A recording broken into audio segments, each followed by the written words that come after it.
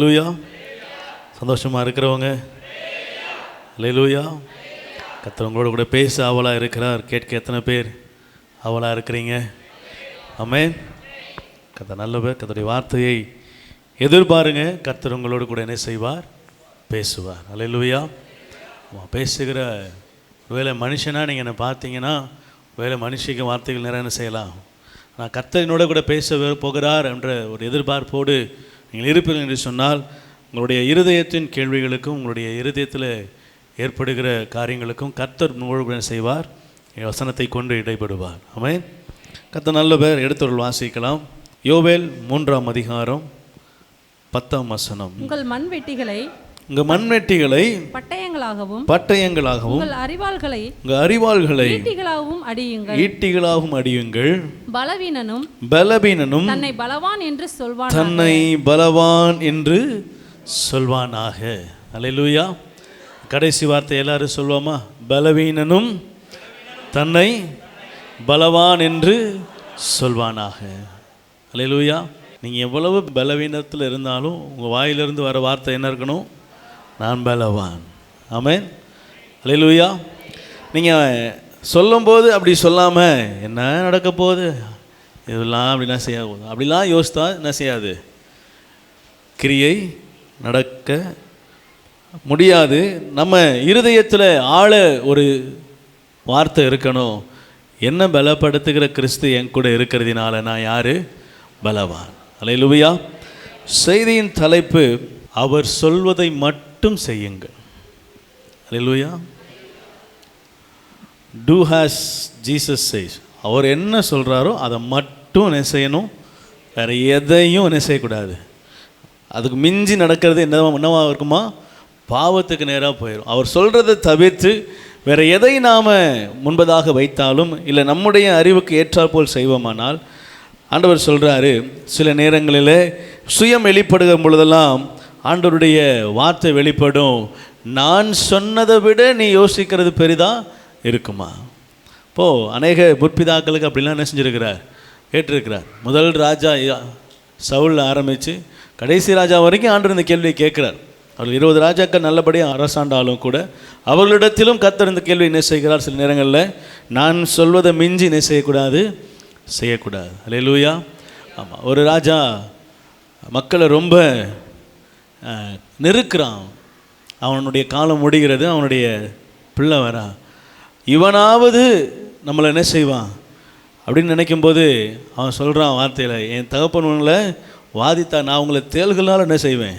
வாதிப்பேன். அதை விட அதிகமாக, அதாவது வார்த்தையை யாரிடத்துல கேட்கணும், ஆலோசனை யாரிடத்துல கேட்கணும் என்பது தெரியாமல் தன்னுடைய முன்னோர்கள், அதாவது மூத்தவர்கள் சொல்வதை கேளாமல் என்ன செய்கிறான்? தன்னுடைய செட்டு கூட சேர்ந்து அவன் காரியங்களை மாறுதலாய் முடிய பண்ணுகிறான். கர்த்தர் அவனை எச்சரிக்கிறவராய் கர்த்தர் சில நேரங்களில் அவனுடைய காரியங்களை மாறுதலாய் முடிய பண்ணுகிறவராக இருந்தார். கவனிங்க, இந்த நாளிலும் நம்ம சில காரியங்களை கர்த்தர் நம்மோடு கூட பேச போகிறார்.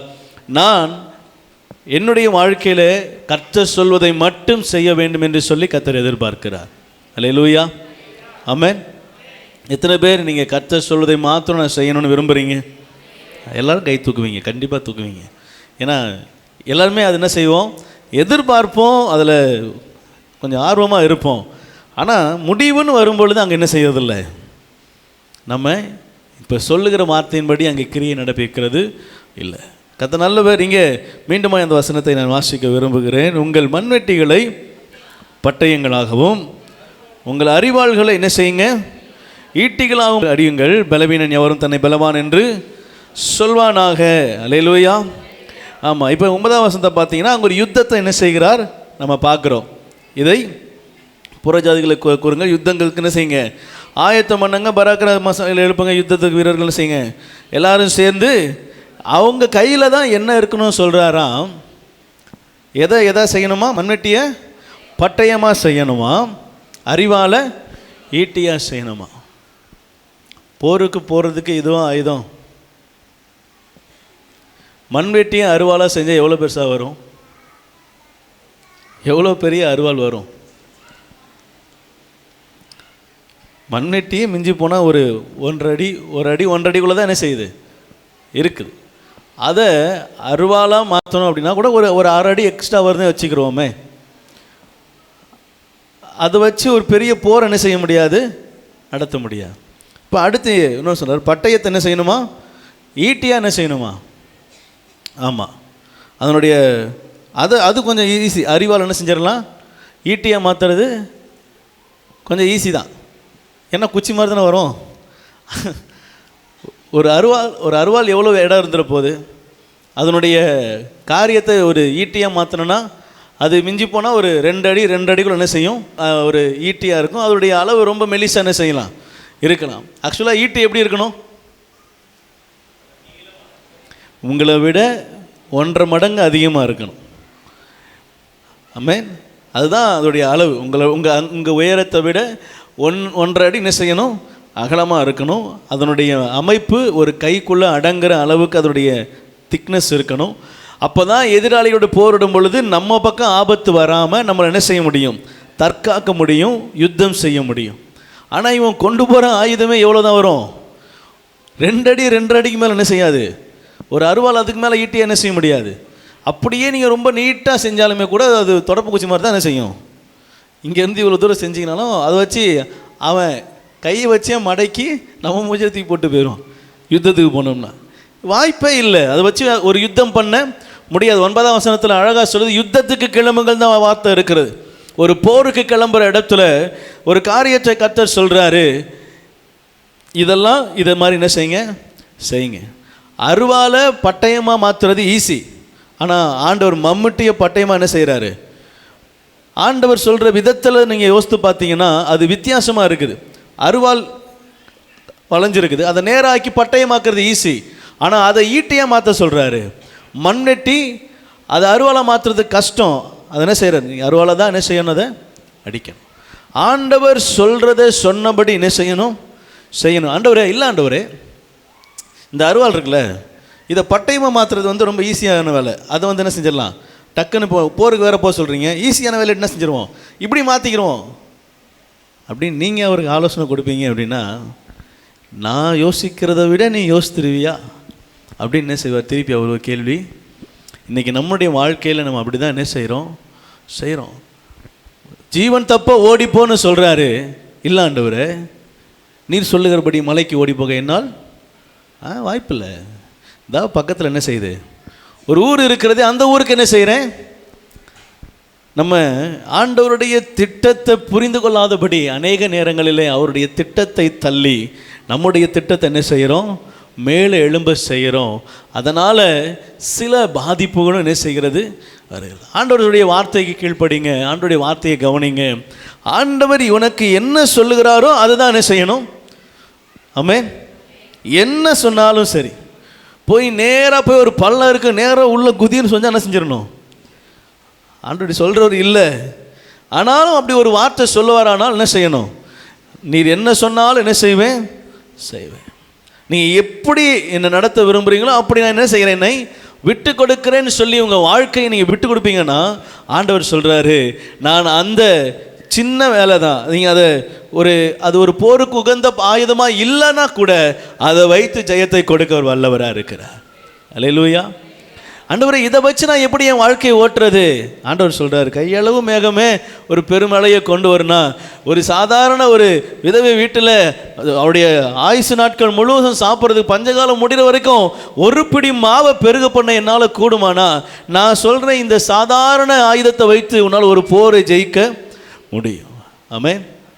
நாளை நம்முடைய கேள்வி என்னன்னா, ஆண்டவரே இதை வைத்து எப்படி, ஆண்டவரே இதை வச்சு இதிலிருந்து இதை கொண்டு நான் எப்படி, ஆண்டவரே இதை இவ்வளோ பெரிய காரியத்தை செய்ய முடியும். அவர் சொல்கிறார், உன் நினைவு என் நினைவு, உன் யோசனை என் யோசனை, உன்னுடைய விருப்பம் என் விருப்பம்.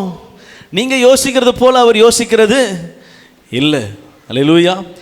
என்னுடைய பார்வை குறுகினது, அது என்னுடைய அறிவு சின்னது. அதில் பார்க்கிறத வைத்து கர்த்தருடைய திட்டத்தை ஒரு நாளும் முடிவு செய்ய முடியாது. ஆமென். போருக்கு வராங்க, உங்கள் கையில் நான் 2 விளக்குமார் குச்சியில் ரப்பர் பேண்ட் போட்டு கையில் கொடுத்து வாங்க நம்ம போருக்கு போவோம், என்ன நினைப்பீங்க நீங்கள்? பாஸ்டருக்கு ஏதோ சம்திங் தொடப்பு குச்சியில் 4 குச்சியில் தர்பப்பன் போட்டு என்ன செய்கிறாரு, யுத்தத்துக்கு போகணும்னு கூப்பிட்றாரு. நம்ம என்ன கொசுவை அடிக்க போகிறோம்? பெரியவங்களாம் என்ன செய்கிறான், ஆப்போசிட்டில் வரவேன் கத்தியோடு வருவான், இதை வச்சு நான் எப்படி ஜெயிப்பேன்? அல்லேலூயா. அப்படி தொடப்பு குச்சி கூட என்ன செய்யலை யோசபாத்துக்கு ஆண்டவர் கொடுக்கல. அவங்க தொடப்பு குச்சிலாம் பின்னாடி தள்ளு, நீ நான் சொல்கிறபடி செஞ்சு முன்னாடி போ, ஜெயத்தை பெறுவேன். அல்லேலூயா. அப்படி ஒரு கம்பை கொடுத்துருந்தா கூட அது கூட ஒரு ஆயுதமாக மாறி இருக்கும். ஆனால் அந்த ஆயுதத்துக்கு கூட ஆண்டவர் என்ன செய்யலை, வேலை வைக்கலை.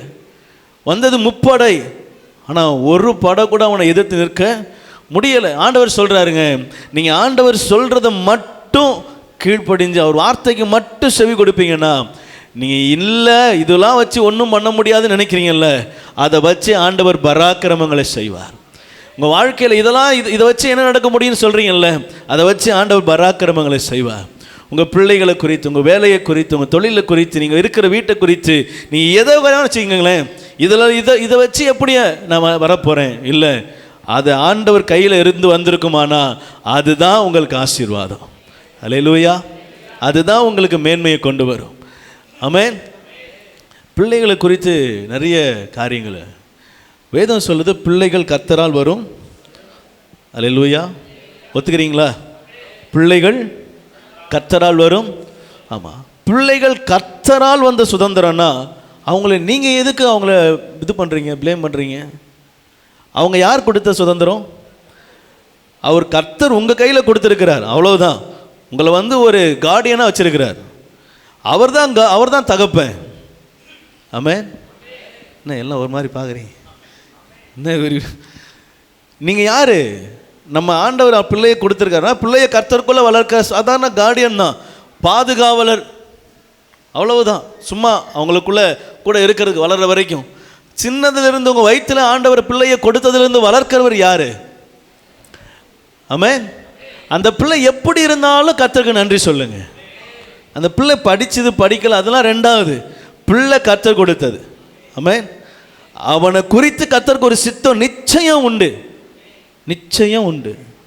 அவங்கள குறித்து என்ன செய்யாதீங்க. ஆமாம், அவங்க ஏதாவது ஒரு செய்யும்போது, ஏதாவது ஒன்று பண்ணும்போது பிரம்ப கையாள வேண்டிய இடத்துல என்ன செய்யணும், கையாளணும். மதியினத்தை அகற்றுவதற்கு ஆண்டவர் பிரம்ப கையாளணும். ஆனால் சில இடங்களில் அவங்கள என்ன செய்யக்கூடாது, நீலாம் எதுக்கு பிறந்த, எதுக்கு நீ எதுக்கும் லாய்க்கு, இப்படிலாம் என்ன செய்யாதீங்க. அல்லேலூயா. நீங்கள் அவங்கள பண்ணலை, அவரை உண்டாக்கின ஆண்டவரை பிரச்சனை செய்கிறீங்க சொல்கிறீங்க. ஆமென். நீங்கள் சொல்ல வேண்டியது என்னன்னா, நீ ஏசப்பாவுடைய பிள்ளை, நீ என்ன செய்யணும், இப்படி இருக்க கூடாது. கடந்த நாட்களில் ஒரு காணொளி பார்த்தேன். அவர் பிள்ளைக்கு ஒரு அம்மா பாடம் சொல்லிக் கொடுக்குது. சொல்லிக் கொடுக்கும்போது கையில் ஒரு ஸ்ப்ரே கன் வச்சுருக்கிறாங்க, தண்ணி ஸ்ப்ரே பண்ணுற கன். அந்த பிள்ளை தப்பாக சொல்லும் போதெல்லாம் தண்ணியை வச்சு என்ன செய்கிறாங்க, அந்த பிள்ளைய கேம் மாதிரி, அதாவது அந்த பிள்ளைய ஆஷா இடத்துல அதை என்ன செய்கிறாங்க, விளையாட்டு போக்கிலேயே அது அவங்க வழிக்கு கொண்டு வராங்க. அப்போது ஒரு சைக்காலஜி டாக்டர் சொல்கிறாங்க, இது ஒரு சிறந்த வழிமுறை. அந்த பிள்ளைய ஒரு டேஞ்சர் ஜோனுக்கு கொண்டு போய் நிப்பாட்டாமல் ஒரு சேஃப் ஜோன்லேயே வச்சு என்ன செய்கிறது, ஒரு சொல்லிக் கொடுக்குற ஒரு மெத்தட்.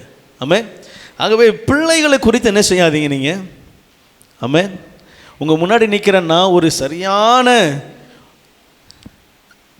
நீங்கள் எப்படி வேணால், எங்கள் அம்மா என்னை திட்டாத வார்த்தையே கிடையாது, எங்கள் அப்பா என்னை திட்டாத வார்த்தையே கிடையவே கிடையாது, நீலாம் சாவுடான்னு சொல்கிற அளவுக்கு என்னை என்ன செஞ்சுருக்கிறாங்க, வாயை திறந்து சபிக்கக்கூடாதுன்னு கேள்விப்பட்டிருக்கேன், ஆனாலும் உன்னை சபிக்காமல் இருக்க முடியல, நீலாம் ஏன்டா இருக்கிற அப்படின்னு என்ன செய்கிற அளவுக்கு சேட்டைகள் காரியங்கள்லாம் பண்ணேன். ஆனால் இப்போ எப்படி இருக்கேன் கவனிங்க. கர்த்தர் ஒரு திட்டம் வச்சுருந்தாருன்னா அவன் எங்கே இருந்தாலும் கொண்டு வருவார். உங்கள் கண்ணீர் ஆனால் ரொம்ப முக்கியம். அல்லேலூயா. உங்கள் கண்ணீர் ரொம்ப, நீங்கள் அந்த பிள்ளைக்காக ஜெபிக்கணும். அதுதான் உங்களுக்கு ஆண்டவர் கொடுத்துருக்கிற ஆமாம் பெரிய பொறுப்பு.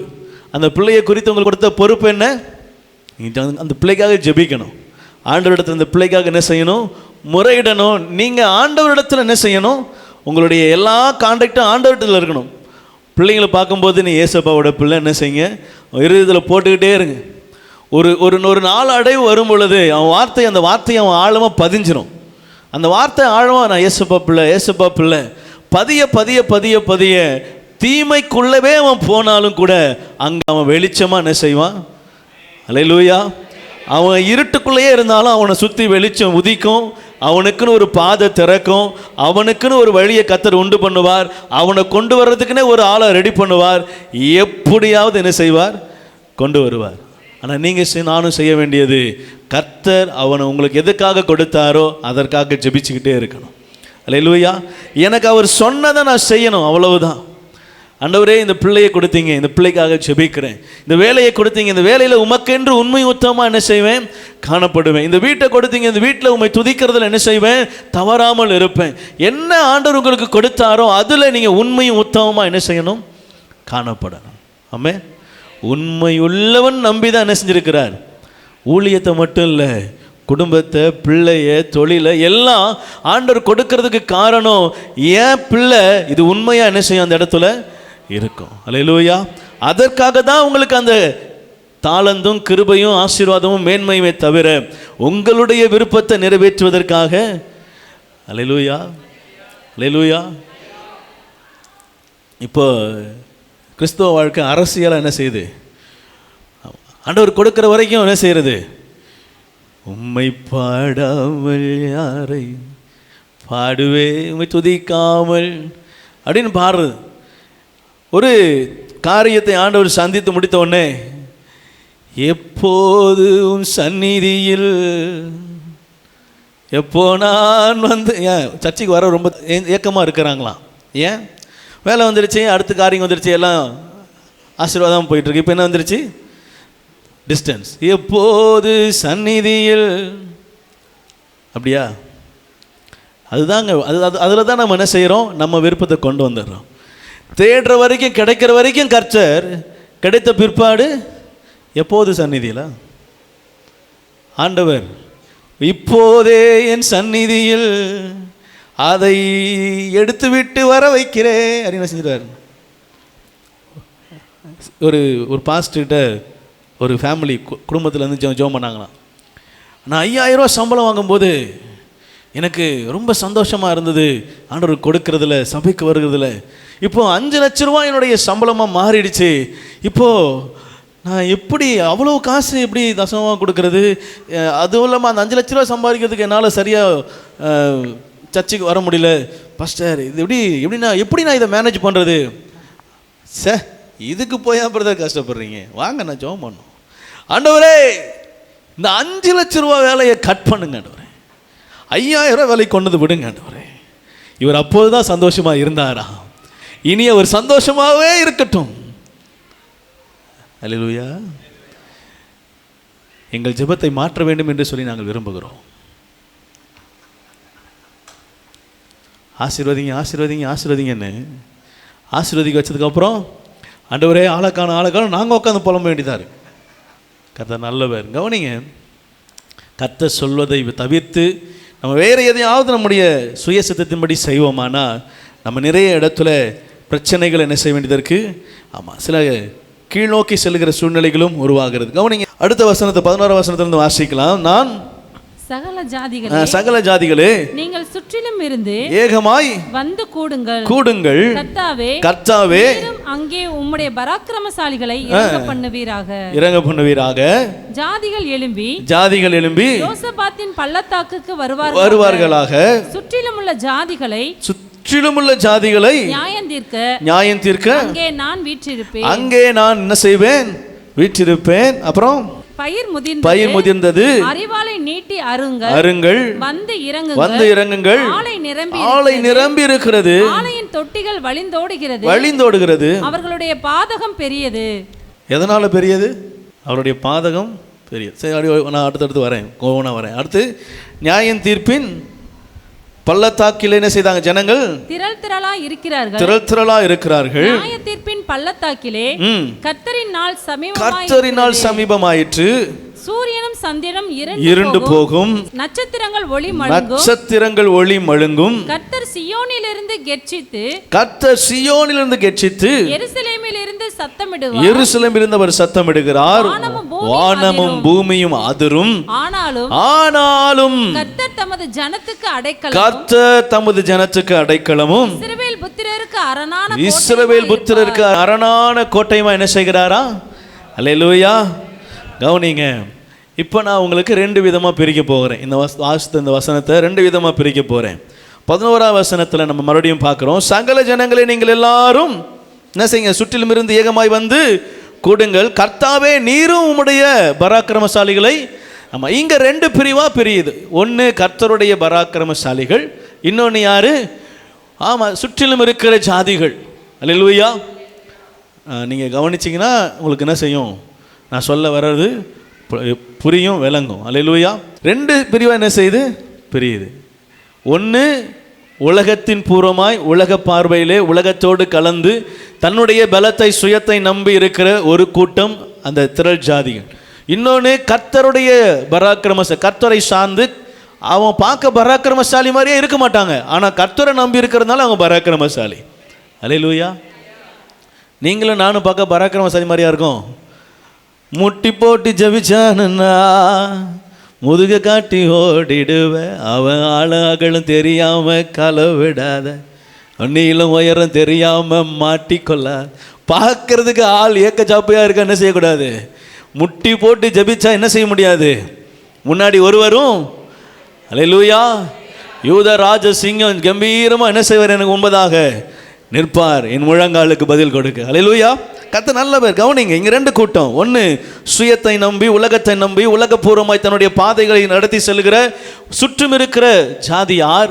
இன்னொன்று ஆண்டவரை நம்பி ஆண்டவரை சார்ந்த அவர் வார்த்தைக்கு கீழ்ப்படிந்து அவரை மாத்திரமே பற்றி கொள்ளுகிற கர்த்தருடைய பராக்கிரமசாலிகள். அல்லேலூயா. இந்த ரெண்டு பேர் இருக்கிறாங்க. இவங்க ரெண்டு பேருமே யுத்தத்துக்கு என்ன செய்கிறாங்க, வராங்க.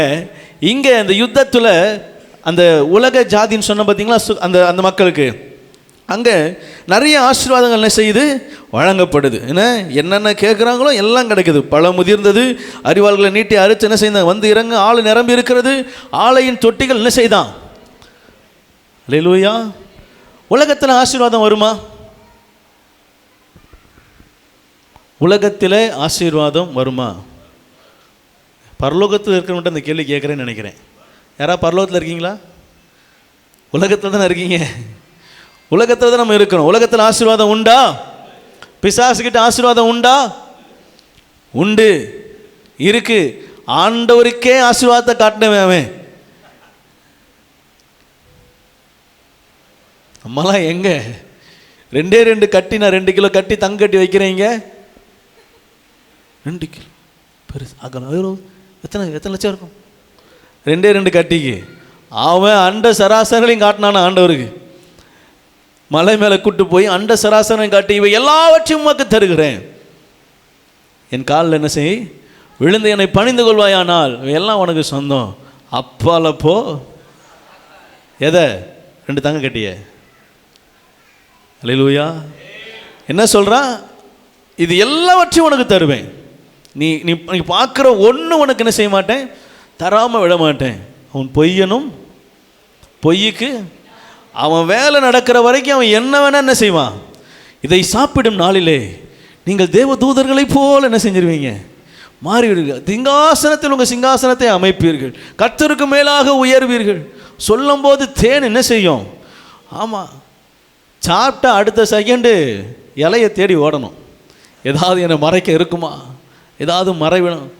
சொல்வதை வைத்து என்ன செய்யக்கூடாது. பிசாசு ரொம்ப உங்களை எக்ஸ்ட்ரீமாக அந்த உலகத்தில் கொண்டு போவான். ஆண்டவரையே கொண்டு போவான். ஆனால் நம்மளை கொண்டு போகிறது ரொம்ப அவனுக்கு லேசான காரியம். கொண்டு போய் இதுவரை எல்லாவற்றையும் காண்பிப்பது ரொம்ப லேசான காரியம்.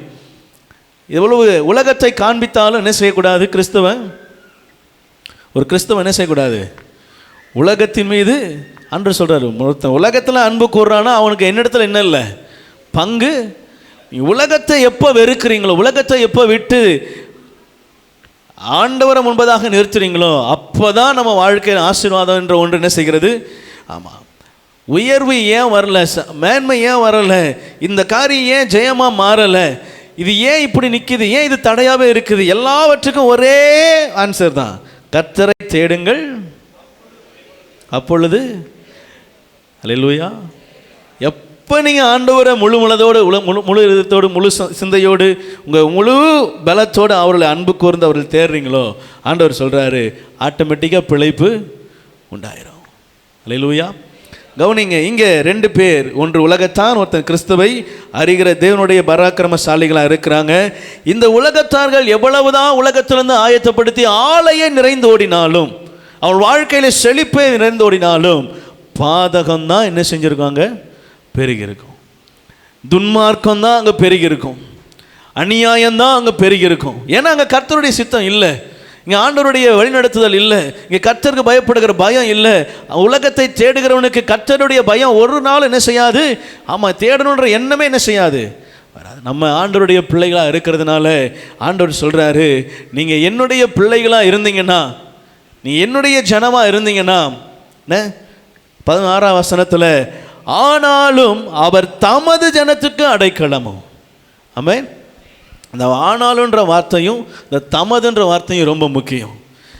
ஆனாலும் யார் ஜனத்துக்கு? தமது ஜனத்துக்கு, அவரை அண்டிருக்கிற, அவருடைய பராக்கிரமசாலிகளாக இருக்கிற, அவருக்கு பிரியமாய் நடக்கிற, அவரை சார்ந்து கொள்ளுகிற, என்ன வந்தாலும் விட்டு போக மாட்டேன்னு உங்கள் இருதயத்தில் உறுதியாக இருக்கிற அந்த ஜனங்களை பார்த்து கர்த்தர் சொல்கிறாரு, அவர்களுக்கு நான் அடைக்கலம், அவர்களுடைய புத்திரருக்கு நான் யாரு? அரணான கோட்டை. அல்லேலூயா.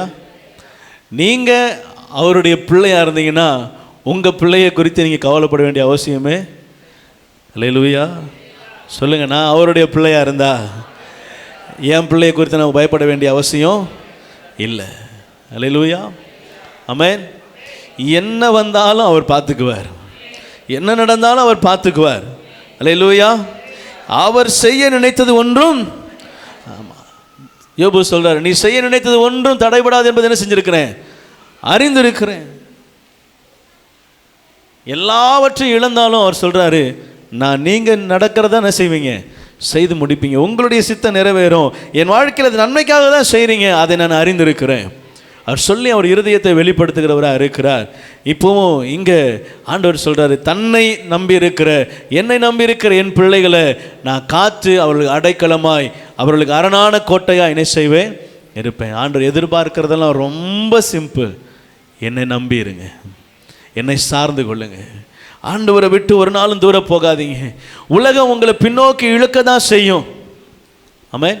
வாலிப பிராயத்தில் சிருஷ்டிகரை நினை, வாலிப பிராயத்தில் சிருஷ்டிகரை நினைன்னு சொன்ன நாட்களெல்லாம் நம்ம நினச்சிருக்கோமா? சிறு பிராயத்திலிருந்தே நினைக்கணும். ஆண்டவர் வாலிப பிராயத்தை கொஞ்சம் எக்ஸ்ட்ரீமாக என்ன செய்கிறாரு, கொஞ்சம் அப்படியே அழுத்தி சொல்கிறார், உன் வாலிப பிராயத்தில் என்ன செய், சிருஷ்டிகரை நினை, அவரே உன் நாயகன். இப்போ அழக காரியங்களை சொல்கிறார். இப்போது ஆண்டவர் சொல்கிறபடி பார்த்தா சின்ன வயசுலேருந்து இப்போ வாழ்கிற இந்த வயசு வரைக்கும் நம்ம எல்லாத்துலேயும் சரியாக இருந்திருக்கிறோமா அப்படின்னா அது ஒரு பெரிய கேள்விக்குறி தான். என்ன, எல்லாரும் என்ன செய்ய முடியாது, அப்படி பர்ஃபெக்டாக இருந்துட முடியாது. ஏதோ ஒரு விதத்தில் சின்ன சின்ன தவறுகள் என்ன செய்கிறோம், தவறுகிறோம். ஆனால் ஆண்டவர் இது எதையுமே நம்ம இடத்துல என்ன செய்யலை, அதாவது சரி தெரியாமல் பண்ணிட்டான், சரி தெரியாமல் பண்ணிட்டான், சரி தெரியாமல், சரி தெரியும், அவரே ஒரு கட்டத்தில் யோசித்திருப்பார், இவனை வைக்கலாமா வேணாமா, விட விட என்ன செய்யலாம், அடுத்தடுத்து கட்டத்துக்கு போயிட்டு ஒரு முடிவு இல்லாமல் போயிட்டே இருக்கு, எண்டு காடே இல்லையே. ஆண்டவரே இதுதான் கடைசி, ஆண்டவரே இதற்கு மேலாக இதை செய்ய மாட்டேன். அடுத்த நாள் வந்து, ஆண்டவரே இதுதான் கடைசி, பார் நிறுத்து, நீ இன்னும் ஒரு வாரம் கழிச்சு நல்லா எல்லாத்தையும் கரெக்ட் பண்ணிவிட்டு அப்புறமா என்ன செய். உங்கள் இருதயங்க ஆண்டவரை விட்டு விலகிருச்சினாலே அங்கே தேவையில்லாதெல்லாம் வந்துருச்சுன்னு தான் அர்த்தம். நம்ம ஆண்டவருடைய வார்த்தையை கேட்கறது முன்பதாக, ரட்சிக்கப்படுவது முன்பதாக, இல்லை ஆண்டவருடைய அன்பை ருசி பார்க்கறது முன்பதாக இருந்த வாழ்க்கை வேறு. இப்போவும் அந்த வாழ்க்கை தொடருமானா நம்ம ஆண்டவருடைய பிள்ளைகளாக இன்னும் என்ன செய்யலை, முழுசாக மாறலை. ஆண்டவருடைய விருப்பத்துக்கு நம்ம என்ன செய்யலை, நம்ம ஒப்பு கொடுக்கல, கர்த்தருடைய சித்தத்துக்கு ஒப்பு கொடுக்கல, கர்த்தருடைய வழிக்கு நம்ம ஒப்பு கொடுக்கல, உண்மையாய் வாழ ஒப்பு கொடுக்கல, வேதத்துக்கு ஒப்பு கொடுக்கல, வசனத்துக்கு ஒப்பு கொடுக்கல, எதுவுமே நம்ம என்ன செய்யலை இன்னும் எதுவுமே. ஆனால் என்ன சொல்கிறோம் தெரியுமா, ஜீவனுள்ளோ தேசத்திலே நம்ம என்ன செய்யணுமா, செய்யறது எல்லாம் உலகபூர்வமான உலக ஜாதிகளோடு சேர்ந்து உலக காரியம். ஆனால் 16வது வசனம் மட்டும் என் வாழ்க்கையில் நிறைவேறணும்.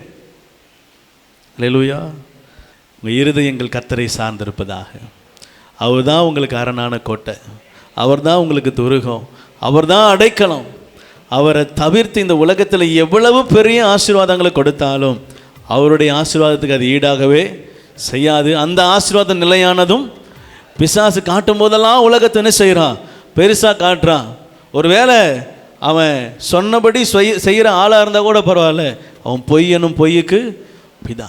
அவனுடைய வார்த்தையை ஒரு நாள் என்ன செய்யக்கூடாது? நம்பக்கூடாது. ஒரு வசனத்தை வாசிக்கலாம்.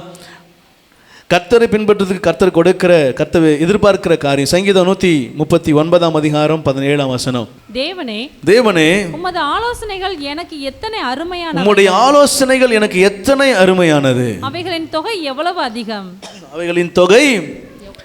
அல்லேலூயா. சங்கீதக்காரன் சொல்லுகிறார் இப்படியாய், ஆண்டவரே நீர் எனக்கு எவ்வளவு ஆலோசனை என்ன செஞ்சிருக்கிறீங்க, கொடுத்திருக்கிறீங்க. அவைகள் எல்லாம் அருமையான நல்ல ஆலோசனைகள்.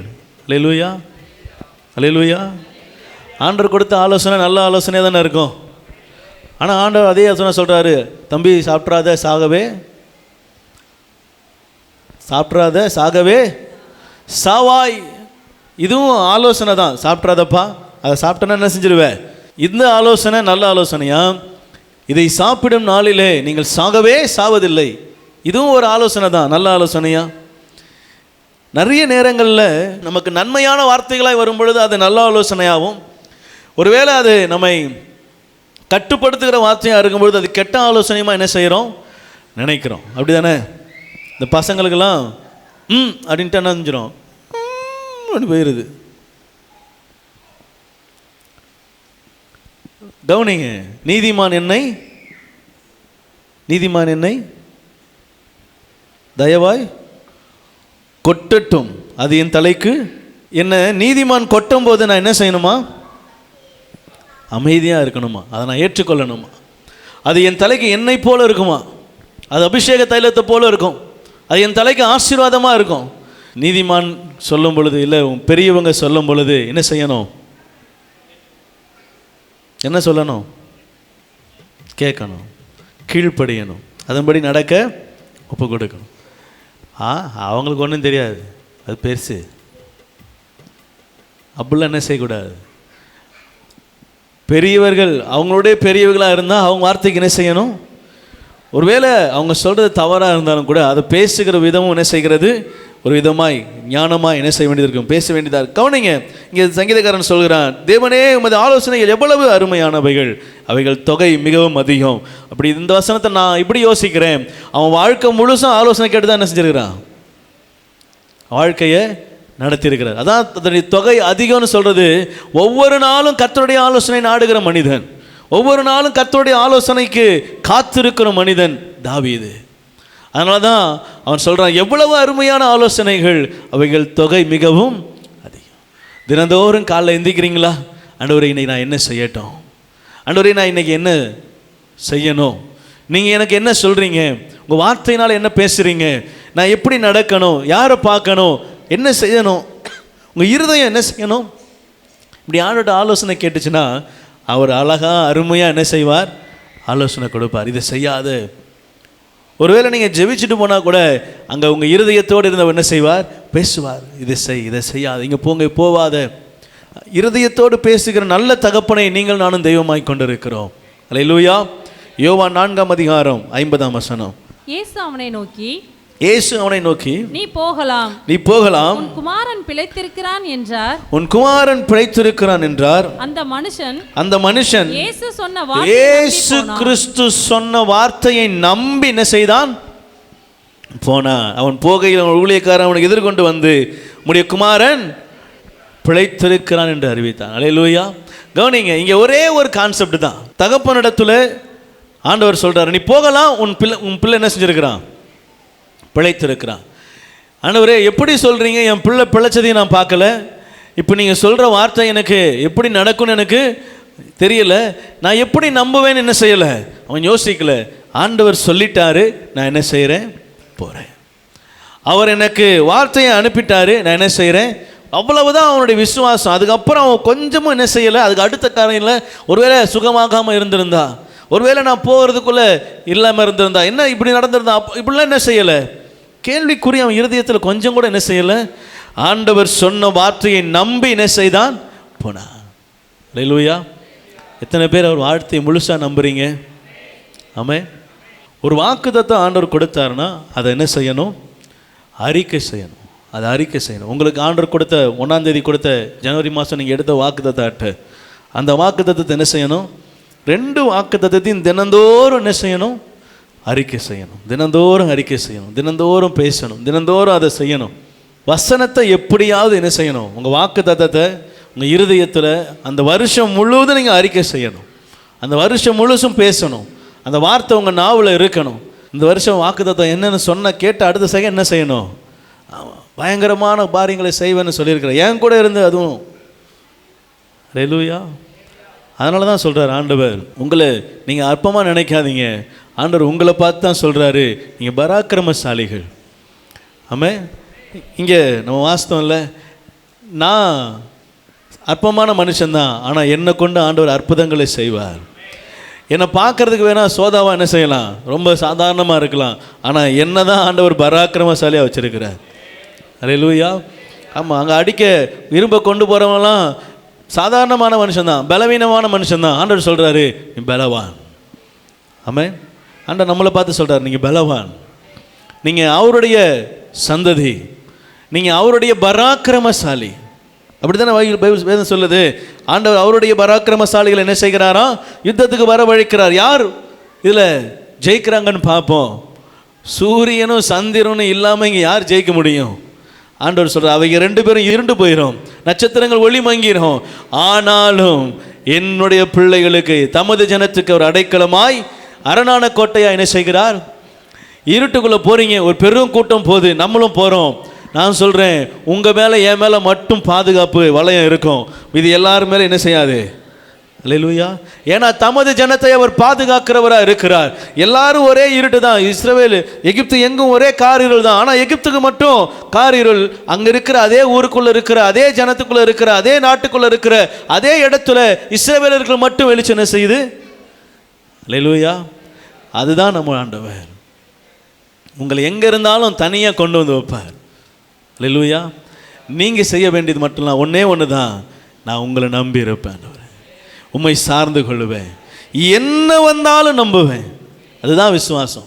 என்ன வந்தாலும் என்ன வந்தாலும். கவனிங்க, பலவீனன் யாரும் தன்னை பலவான் என்று உலகப்பூர்வமாக நடந்தீங்கன்னா நீங்கள் பலவானாகவே இருந்தாலும் கர்த்தருடைய பார்வைக்கு பலவீனமானவர்கள். நீங்கள் ஆண்டவருடைய சமூகத்தில் வளர்வர்களாக இருந்தால் உலக பார்வைக்கு நீங்கள் பலவீனமாகவே இருந்தாலும் கர்த்தருடைய பார்வையில் நீங்கள் பராக்கிரமசாலிகள். நம்ம எப்படி இருக்க போகிறோம்? மண்வெட்டியை அருவாளாக மாற்றி, பட்டயத்தை ஈட்டியாக மாற்றி என்ன செய்ய முடியாது, போருக்கு போய் ஜெயிக்க முடியாது. ஆனால் அதை சொல்கிறவர் யாருன்னு பார்த்தா என்ன செஞ்சிடலாம், ஜெயிச்சிடலாம். அல்லேலூயா. அவர் அந்த பட்டயத்துக்கும் ஈட்டிக்கும் வேலை இல்லாததுனால தான் அப்படி செய்ய சொல்கிறார்.